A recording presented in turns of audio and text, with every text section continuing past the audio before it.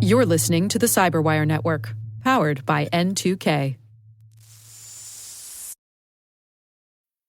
Move your career further, faster in just 2 days with a Harvard Professional and Executive Development Program. Advance your leadership skills, craft smarter business strategies, build your network, and transform how you work and think to keep your career moving forward. You'll earn a certificate and can add Harvard to your resume with Harvard Professional and Executive Development.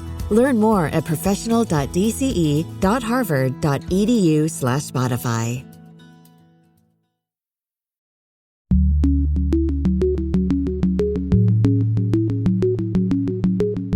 Hello, everyone, and welcome to Caveat, N2K Cyberwire's privacy, surveillance, law, and policy podcast.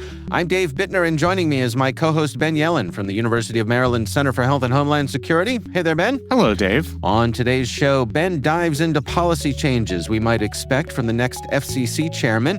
I've got the story of a school shut down over deepfake nudes.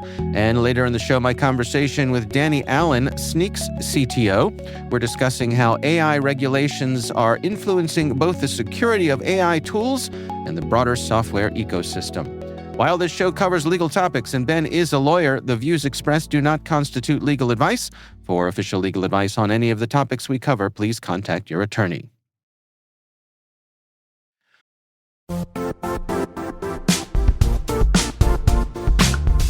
The IT world used to be simpler.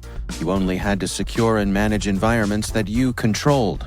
Then came new technologies and new ways to work. Now, employees, apps, and networks are everywhere. This means poor visibility, security gaps, and added risk. That's why Cloudflare created the first-ever connectivity cloud. Visit cloudflare.com to protect your business everywhere you do business. All right, Ben, why don't we jump into things here? You want to kick things off for us? Sure. So we are covering the transition in presidential administrations. I know we did that in the previous episode, and this time I want to talk about one particular appointment that caught my eye, and that is the appointment of Brendan Carr to be chairman of the Federal Communications Commission. So Carr is already on the commission. Yeah. Right now, the commission has 3 Democrats and 2 Republicans, and he's one of the Republicans. But incoming President Trump is going to have an opportunity to pick the chairman, and he announced that he was going to select Carr. The New York Times refers to him as a veteran Republican regulator. And Wait. Sorry. Yep. Is a Republican regulator an oxymoron? One would think, but they're regulators, even if they're slashing regulations, I think you could still define them as regulators. Right. I'm being silly, of course, and unfair and all that kind of stuff. But me, the great literalist, has to ruin your joke. It's a good joke. Yeah, I have to ruin your joke by taking it too seriously. All right, back to you, Ben. So what's really interesting is that Mr. Carr is a big opponent of big tech, particularly what he sees as political bias. And there are murmurs that he might try to punish television networks for what he and his future boss see as political bias. So on the big tech side, the FCC currently does not have jurisdiction over big tech companies if you read the statutes literally. So far, the Federal Trade Commission, the FTC, and the Department of Justice have been the primary players in regulating big tech companies, usually through antitrust lawsuits, which we've talked about and we've seen, and violations of consumer protection laws. So in order for the FCC to have jurisdiction over big tech companies, either the agency would have to claim that jurisdiction for itself, which could subject it to lawsuits, or Congress could change its jurisdiction. The congressional factor here is really interesting. You're going to have a Republican House and a Republican Senate. They are responsible for the FCC's budget. And I think it's possible, if they're encouraged by the work that Carr has already done and what he's going to propose, that they might alter the statute to give the FCC authority over these big tech companies. And that would give the FCC, under Carr's leadership, the ability to regulate Google and Meta, which are not currently defined as communication services, which would subject them to FCC regulation. And there's so many things once that those regulations come under the domain of the FCC. They have so many sticks and carrots in the bundle, although I will say it's mostly sticks, to get these companies to comply. Just through the use of regulations, levying fines for alleged political bias. They could really make life miserable for these companies. And I think the companies have reason for concern because the reputation of Brendan Carr is that he is a talented politician on the commission. Somebody who's politically effective at making arguments, at influencing his colleagues. So he's good at what he does, Right. And I think that's something that big tech companies are gonna have to worry about going forward. The other topic of interest in terms of what we talk about on this podcast is net neutrality, which was a big thing in the 2010s, shall we say? Right. When President Trump came into office, the first time the chairman of the FCC was Ajit Pai, and he rolled back net neutrality regulations. Everybody thought this was going to be the apocalypse. Turns out that the impact of that was rather muted, though the Biden administration rolled back the original rollback on net neutrality. That's kind of been tied up in the courts.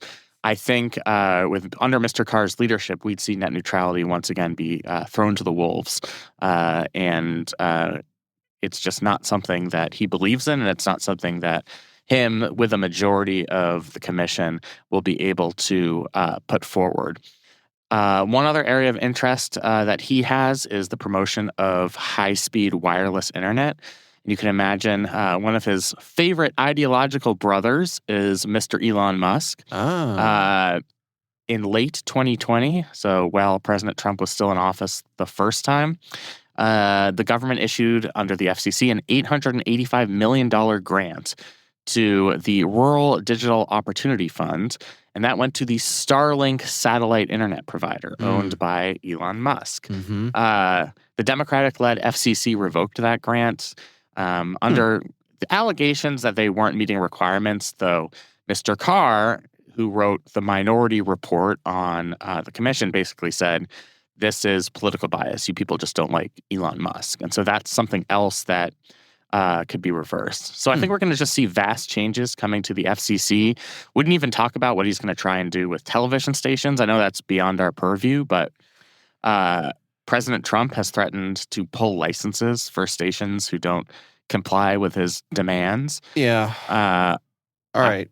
Yeah. Go ahead. I'll stop talking.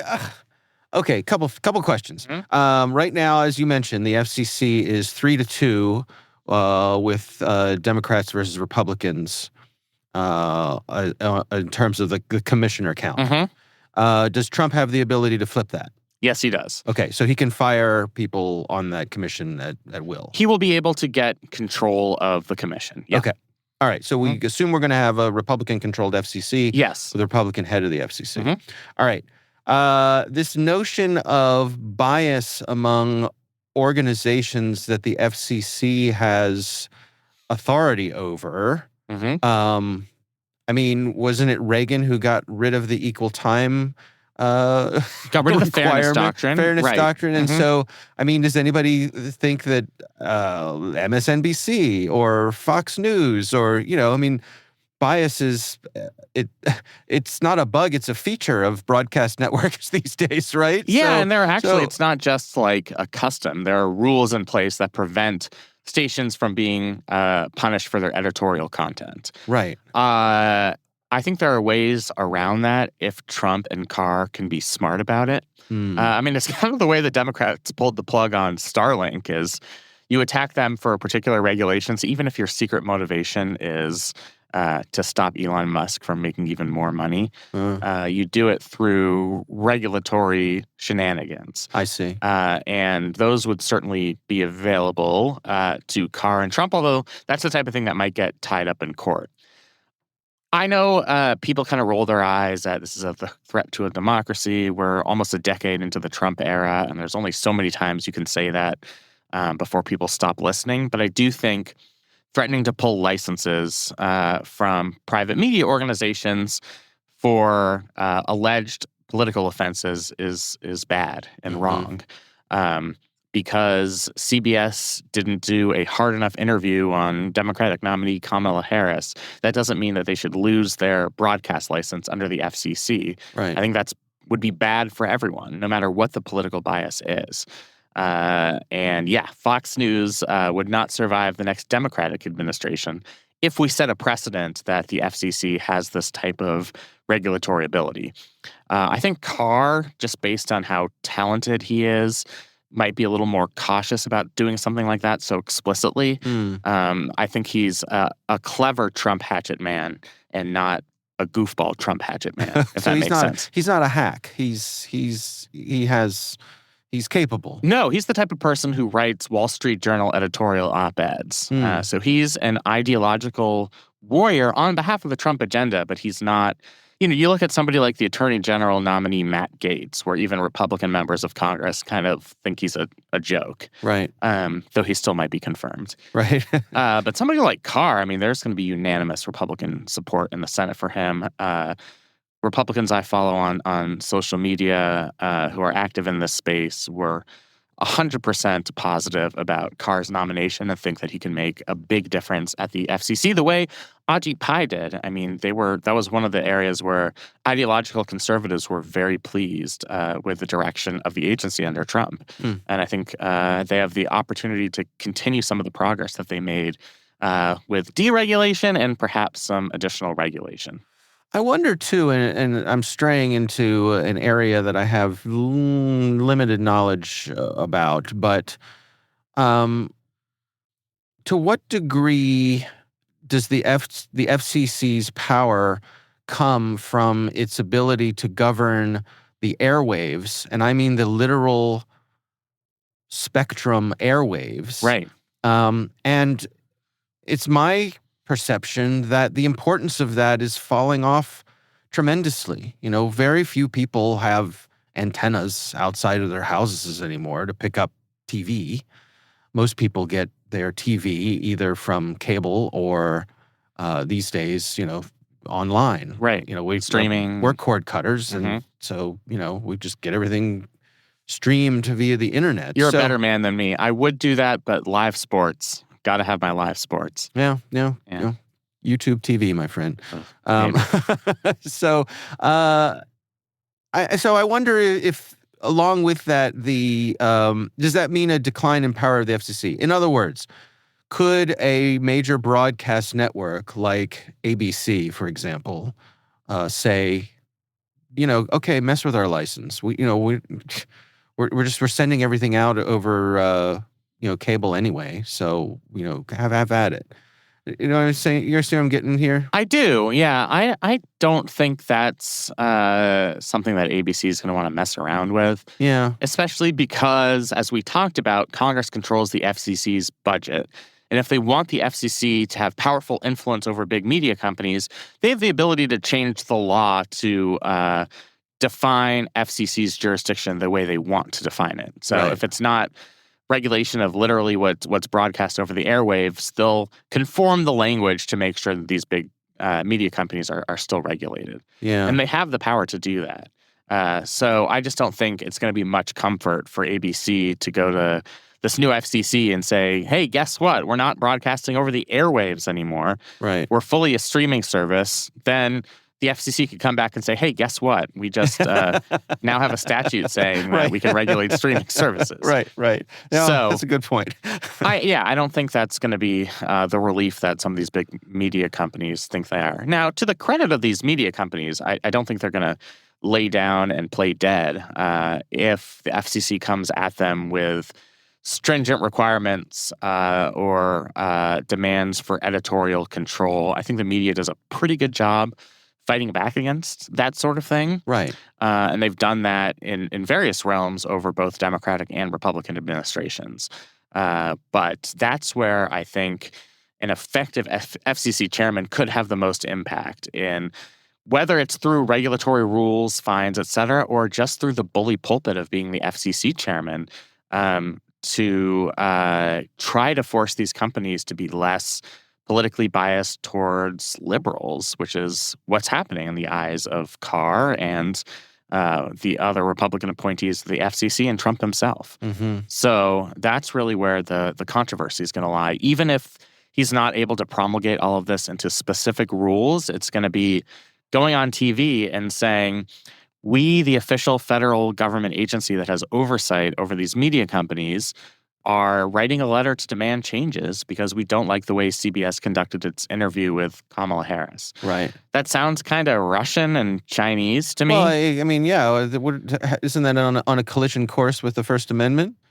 Sort of, but like if there's not a prior restraint on speech, if it's not the government preventing these companies from saying something before they say it, then there really is no free speech concern. Now, if we get to the point where they are actually regulating content, the FCC has some authority, right? The FCC could stop a broadcast station from saying profanity or using various obscenities. Technically, that's not supposed to expand to the political realm, but you worry about the type of mission creep where it starts with a small step.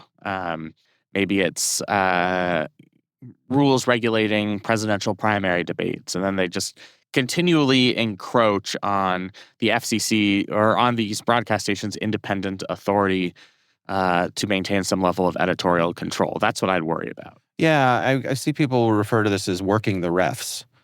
Totally. I support working the refs. I'm a big sports fan. And if I were a football player, I would just constantly be telling the refs, like, hey, man, I love you, but that guy right there is holding. Look, every single play he's holding. Right. I think it's a good way to manipulate the media in politics is when you're constantly complaining that the media is biased, the media takes that into consideration, and that might actually change their coverage. And I think that has had an impact. Yeah. So yeah, I think a lot of it is working the refs, and that can be a role that the FCC plays. All right. Well, I mean, this all happens after the inauguration, but I suppose folks are preparing and putting things in place now for these inevitabilities. Yeah, we are, as we're recording this, about 2 months away from the inauguration. So I'm sure this will be a continuing series of what we can expect from the federal government in 2025 and beyond. Yeah, interesting. All right, well, let's move on to my story. This comes from Ars Technica. It's an article written by Ashley Bellinger, and it's titled Explicit Deepfake Scandal Shuts Down Pennsylvania School. So this is a story where... Well, I was going to say the cover-up is worse than the crime. I'm not sure it's worse, but the cover-up contributes to the bad things happening here. So let's back up and start at the beginning here. So there is a private school, basically a K through 12 private school. It's called Lancaster Country Day School in Pennsylvania, and a single student generated sexually explicit AI images of nearly 50 of his female classmates at this school. So obviously all minors if we're talking about K through 12. Yes. Yeah. Yes. That's very legally relevant, the vast of course. majority. Yeah. Yes. So there's that.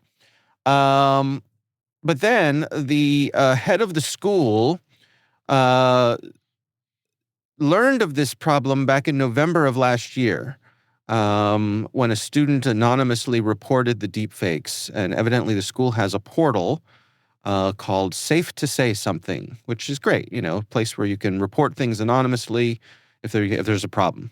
Good stuff. But this head of the schoolmaster, sat on this information and didn't do anything, allegedly. So more Bad students, idea from the school principal. More students were targeted, and then the police were finally tipped off midway through this year, through 2024. The student was arrested. The student's phone was seized, and all of the things that happened through that. But needless to say, the parents are upset that the schoolmaster sat on this information as long as he did. They have filed a court summons threatening to sue the school unless the school leaders resign within 48 hours. And so the school leader did resign, as well, along with the school board's president. They parted ways. It's put rather nicely. Yeah. Yes, they parted ways. They agreed to disagree. They canceled school for a day so that folks could regroup, recover from what they described as a difficult time for the community, which I think certainly it would be. But I'm curious for your take on this. I mean, as I said, it's a thing where the cover-up, I'm not saying it's worse than the crime, but it certainly amplifies the difficulties that the head of the school sat on this information. And I wonder what the motivation could have been there. It's really worrisome. I mean, for one, he's probably worried about his own criminal liability or potential civil liability. Yeah. Getting sued or being charged with a crime for letting this happen. I think a lot of deepfake crimes right now are undercharged because we just don't have the tools in the toolbox to levy harms commensurate with the or to levy charges commensurate with the harms that are taking place. Right. I mean, this reminds me of the story I've been following all year, and it's been relevant in my work from Pikesville here in Maryland, where a principal was suspended without pay from his school for allegedly in leaked audio saying things that were racist and anti-Semitic. And it turns out that the athletic director from the school created that audio through a deepfake. Right. And that kind of had the same impact on the Pikesville community as this story did on this community. It's not just a crime against the individuals being depicted. It's a crime against the community at large because it's not just shutting down schools. It's having kind of the emotional impact of seeing one's classmates being portrayed in such a manner. That, I think, hurts the school, hurts the community, hurts everybody. So I think this is something that governments are going to really have to contend with. I think we have sharper tools in the toolbox as it relates to the distribution of CSAM. Most regulatory agencies, government agencies, have said that AI-generated CSAM is still CSAM, although there is some disagreement on that. Right. But I do think the heavy hammer of the law is going to have to come down on students who create and spread this stuff, because of the impact that it has on communities, as we've seen here. And this is just one of many examples. We could either do this at the federal level, which is obviously very difficult with a polarized Congress, or take action at the state level, which we have seen. A lot of states are fighting back against non-consensual deepfake pornography in all contexts and are trying to level criminal penalties. It runs into free speech concerns in some contexts, but I think when we're talking about CSAM, the free speech concerns go out the window. Yeah. If we accept the argument that AI CSAM is CSAM, then this is something that governments have the power to regulate. What's interesting is they mention that other countries are fighting this problem, I think, more aggressively than we are. One of the countries they mentioned is South Korea. Huh. Where there's been a deep fake porn crisis that has rattled schools and universities. There have been hundreds of arrests due to this kind of sustained crackdown. There are tougher penalties, 3-year prison sentences for even viewing these non-consensual explicit AI videos, 5 to 7 years for production or distribution. So, I mean, if we really wanted to bring down the hammer, we'd have to pass laws with those levels of punishment. And I wonder if we see more scenarios like this where schools have to shut down, where parents get involved, where principals have to resign. If that type of regime where we're taking this very seriously and we're treating this like a very serious crime, I wonder if that becomes more common in our country. Yeah. Do you think anything can be done at the source? In other words, the apps that generate these sorts of things? It's really hard. I mean, I think the best vehicle for regulation is through the companies that allow them to be posted on platforms and distributed across their platforms through things like takedown notices. I think the AI tools themselves, so far for the most part, have been shielded from the type of liability you might expect. But maybe that starts to change, especially as these tools get more developed and as both states and the federal governments institute procedural guardrails around some of these AI generation tools, where there are things that the tools simply should not be able to produce, and that this should be written into the instructions somewhere. When you're setting up the initial generative system, like command 1 is never produce non-consensual pornographic images or videos or whatever of minors. Yeah. And that overrides all of their requests and rules. I mean, I think putting guardrails in place like that could be wise. But then, with the marketplace being the way that it is, with so many of these companies popping up, these images are now much easier to produce. That's going to be really hard to police. So I think that's one avenue we can attack it. I don't think that's going to solve all of our problems immediately. Yeah, this article says that this particular school had about 600 students, and I think back to my own high school, which was about, and this is 600 students K through 12. We had about 1,200 students in my high school. How many were in your high school, Ben? Way less than that. I went to a private high school in San Francisco, so. Oh, ooh la la. I know. Say more like 300 to 400 at my high school. All right. Well, while I was slumming in public school with 1,200 of my friends, my point is, I think all of us can imagine that one kid. Yeah. And that's what happened here. Right. Right? There's that one kid. And I'm guessing everybody in our audience, if I ask you to go back to high school, your high school days, and try to think about it, we can probably all think of that one kid who would totally do this. All right, everybody say the name to yourself in your own head.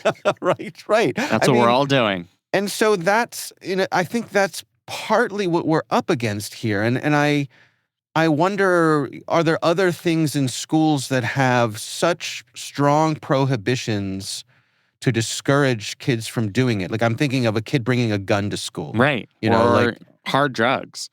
Right. Yeah. Right. Something where the punishment is so powerful and instantaneous and long-lasting that kids would think twice about doing this sort of thing. And I guess where I'm going is that it seems like this sort of thing needs to be put in that category, and that message needs to go out.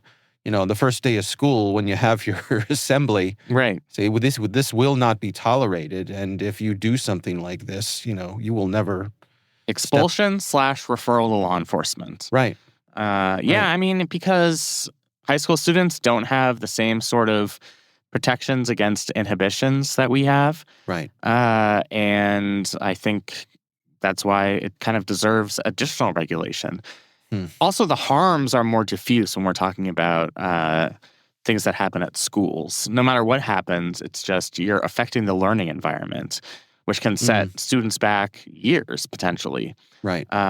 So those consequences are more severe than, say, a AI-generated sexually explicit deepfake of a celebrity. That's harmful in its own right, but when it's about people in your own class, in your own community, I think that carries kind of extra significance. Yeah. All right. Well, we will have a link to that story in our show notes. And of course, we would love to hear from you. If there's something you'd like us to consider for the show, you can email us. It's caveat@n2k.com.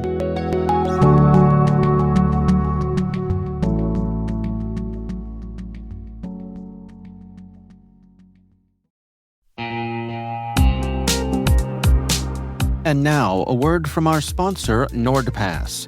NordPass is an advanced password manager from the team behind NordVPN, designed to help keep your business safe from data leaks and cyber threats.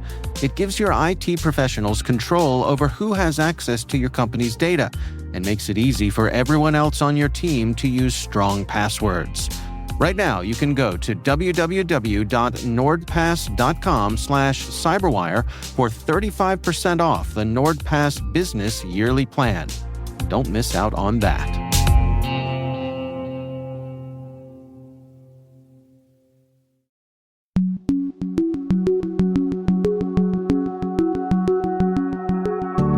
Ben, I recently had the pleasure of speaking with Danny Allen. He is the Chief Technology Officer at Sneak, which is a cybersecurity company. We're discussing how AI regulations are influencing both the security of AI tools and the broader software ecosystem. Here's my conversation with Danny Allen. Well, I believe the most significant movement in the industry around AI regulations happened in the European Union. They enacted the EU AI Act, which gives very clear guidance about what types of data can be used in AI, how it can be used, and also very clearly lays out the fines and penalties for not meeting the requirements. I expect that to be only the first of many AI type regulations that are going to continue to emerge around the world. And what are some of the specific elements of that legislation that you think are going to have an effect around the world? Well, one of the very clear things is around the use of personal data, especially biometric data for identifying individuals and using that to train LLMs. And that's probably not surprising at all. You want to be careful about training large language models with people's individual data. And I expect that type of personal information restriction, again, to be prevalent in all of the different AI acts that we see. In terms of penalties with it, I believe the penalty for violating the act is 35 million euros, or 7% of the global annual turnover, the revenue of the company, which for large organizations is a very substantial amount of money. Do you suspect that this will be similar to GDPR in the fact that, it's easier for companies around the world to adopt it as kind of the lowest common denominator? Yes. One thing that concerns me about AI regulation, one of the primary things that concerns me about regulation in general, is fragmentation. I worry about being a CIO or a CISO where you have 20 different regulations, all of which are very fragmented and of different requirements. My expectation, though, is that this will be similar to GDPR. In other words, the first one out lays the groundwork, and most of the subsequent regulations follow a similar framework. We'll see whether that's the case, but that would be my expectation, that they're first to market and then others will copy a very similar formula.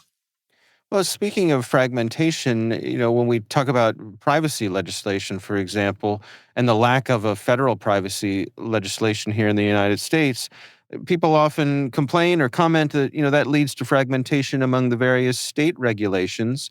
We've seen California has their Artificial Intelligence Accountability Act. Does it seem as though we're in for that kind of fragmentation here in the States? Perhaps. However, if you compare the GDPR, to use that example, California, of course, has the CCPA. You have the DPO, you have GDPR. They all are very similar.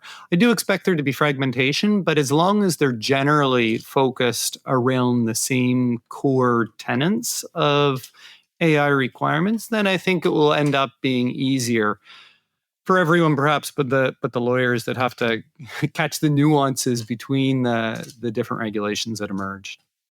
What about the practical issues of training an AI model? If you're a company, if you're the folks who are making ChatGPT or any of the other large models, is it realistic to think that they're going to train up a different version for the EU than they will for the US to have different, privacy elements taken into account? The answer, of course, is it depends. So some of the large language models will require you to train it on local data. Take something simple. I grew up in Canada. They have social insurance numbers. Down in the US, you have social security numbers. So there's different types of data, and you'd have to train the model on the local type of addressing, or insurance numbers, or whatever it happens to be. So some will be a requirement. Some, I think, will be regulated. The data, for example, GDPR doesn't allow data of European nations or constituents to be moved outside. So some will be regulated.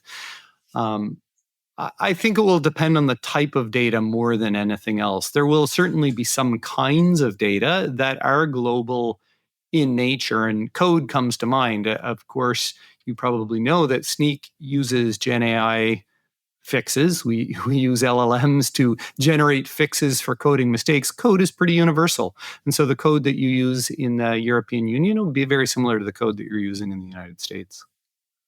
I mean, whenever we talk about regulation, people have concerns about innovation and competitiveness. What are your thoughts on striking that balance between regulation, protecting consumers, but looking out for things like national security as well? I would say in general, regulation does favor the larger organizations because they have all of the safeguards and guardrails in place to meet and understand those regulations. What you often find is that there is some lower level that encourages innovation where it's not required for the very low end of the market. In general, though, I do think that regulatory management of this is important because AI can be used for so many different circumstances, some of which are not good. You wouldn't want your personal data. I certainly wouldn't want my personal data being used to train something where there was a danger of it leaking out to a third party.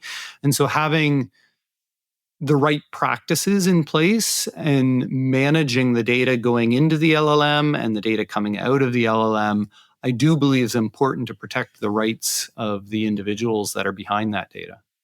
Yeah, that's a really good point. I mean, you think about issues with bias and fairness in some of these algorithms, and certainly we've seen with things like facial recognition, where there's biases against people of color that have been discovered, and demonstrated over and over again.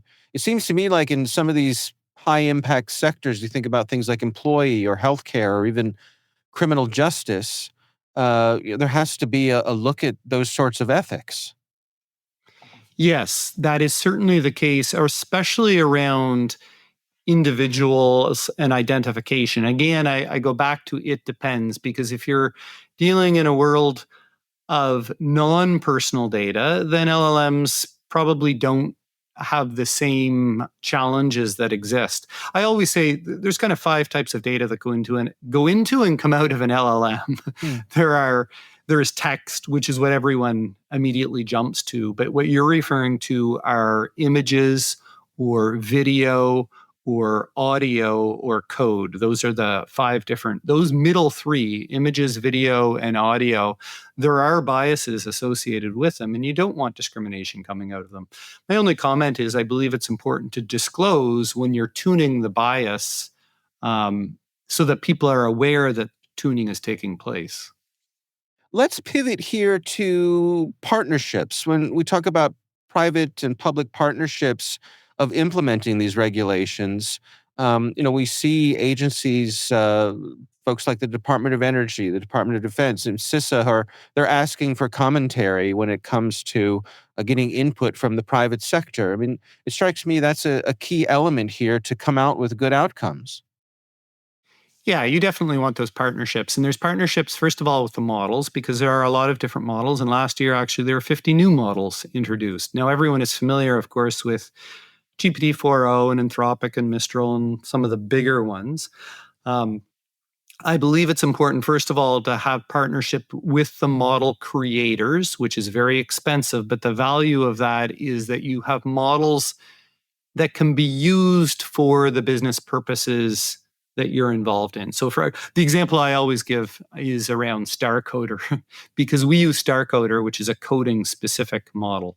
So there's partnerships there. I also think you want partnerships with the data aggregators and ingestion organizations, because you want to make sure that the data is being collected fairly and without discrimination, and what the semantics of that collection looks like. And then you want partnerships, obviously, with the application and software vendors to make sure that you understand what it is that they're trying to deliver to the market. What do you see as being some of the most pressing challenges as we move forward here with AI regulation? Well, I guess I always believe that the biggest challenge is that regulations are never moving at the pace of technology. Technology is changing so rapidly. And when I say rapidly, it's literally day to day, week to week, the momentum at which AI is moving. And that's not just generative AI. We're obviously, Dave, talking about, we're talking about generative AI a lot, but there's also the machine learning that continues to evolve at a very fast pace. And what I would say in general is that the regulations and the understanding of the legislators and the people who are involved in creating those regulations, they're not abreast of the latest movements and innovation in this area. Yeah, it really strikes me as being a real challenge for policymakers, to even keep up, to even have the ability to attempt to be proactive at the pace of change here. It seems to me like, in a lot of ways, they're sort of doomed to be reactive, just as you say, by the nature of the rate of change in this area. Yeah, and that becomes problematic when innovation is continuing to increase, because if you're always lagging by, we'll say 2 years, and throw it a number, and innovation continues to accelerate, what it means is that the cutting edge of technology is further and further ahead of the regulation itself. What are your recommendations, for folks who are in the tech position, the folks who are tasked with the cybersecurity for their organizations, to keep up on this sort of thing, to stay current, to keep an eye on these legal frameworks that are constantly changing? Well, even before you get to the legal frameworks, Dave, I guess I always encourage organizations to start with an AI policy and AI principles. We've done that here at Sneak, of course, as to how you expect to use AI and what the policies are within the organization. And then, of course, there are a number of different areas that you want to keep on top of. One is the types of innovations that are happening in the space. Secondly, you want to have a very tight control over the data that is being used within that AI. I expect to see a whole market emerge around a new type of data management, which is the data going into these LLMs, because at some point there's going to be litigation or liability associated with the data going into the LLMs. And then the third area, of course, is to keep up with the regulatory frameworks, because you don't want to fall afoul of the regulations or laws in the different geographies in which you operate.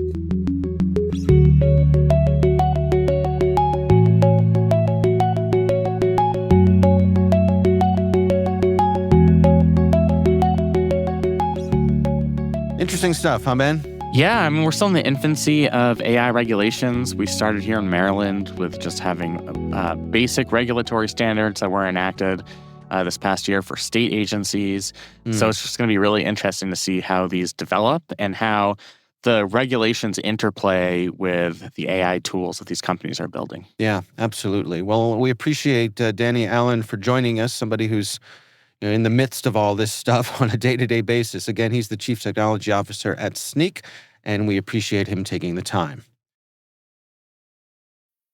Move your career further, faster in just 2 days with a Harvard Professional and Executive Development Program. Advance your leadership skills, craft smarter business strategies, build your network, and transform how you work and think to keep your career moving forward. You'll earn a certificate and can add Harvard to your resume with Harvard Professional and Executive Development.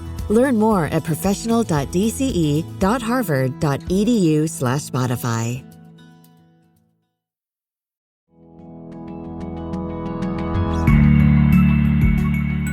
That is our show. We want to thank all of you for listening.